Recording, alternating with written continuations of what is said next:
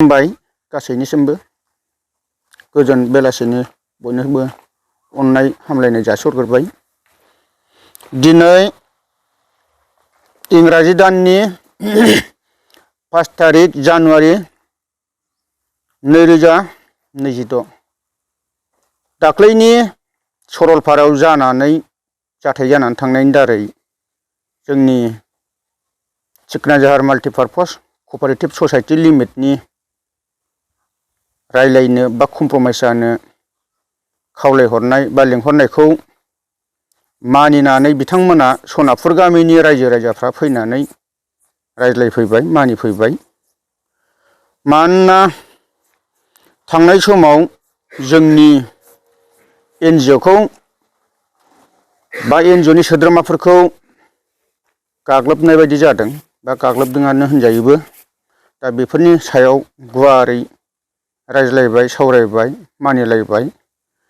आरो थांनाय समाव मोनथिस्लाबैयाव जोंनि एनजिअखौ दंफां फाननानै जाग्रा, हाग्रा एवस्रांग्रा होननानै बबेनिबा दंफां थुख्रा हानायखौ लाबोनानै एडिट खालामना होबाय, गाज्रि एलिगेसन लगायना होबाय।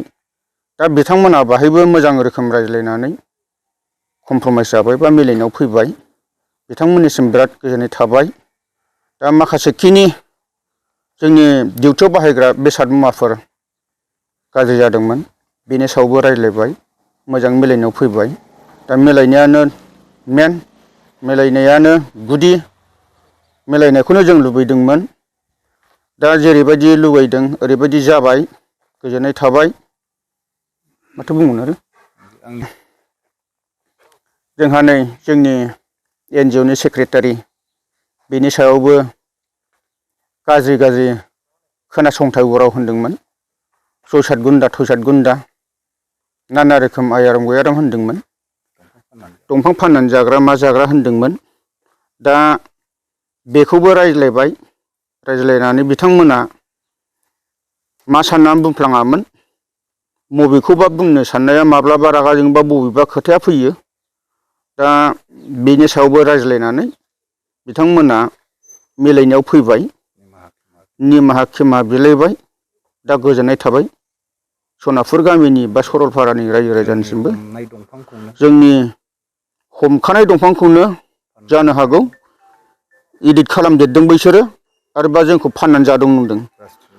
खिन्थु जोंनि हमनाय दंफाङाव जोंल' गैया, पिकचाराव SSBबो दं, फुल ड्रेसाव दङ, नायजोबनो हागोन, जों होजोबनो हायो। जों फाननानै जायाखै। जों बे हाग्राखौ रैखाथि होनोसो, होबथानोसो, दंफांखौ होबथानोसो एनजिअखौ दादों। बेबायदिनि दारैनो जोङो थांनाय 16-17 मोन नामाथाय थारिखआ, 23-24 मोन नामाथाय थारिखआ, बै लावफानि दै सेरावबो हादान होख्रांहैलायनाय जादों। बेनि उनाव हरैहाय बामबाथिंजाय रायमना नेसनेल पार्क गोलैयोमोन।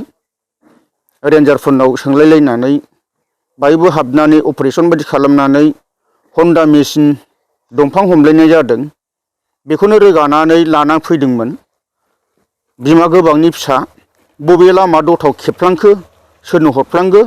दा बिथांमोना बेखौनो जोंखौ फाननानै जादों बा इलिगेलै दंफां बरनदों बिदि साननानै होफ्लांदोंमोन जानो हागौ।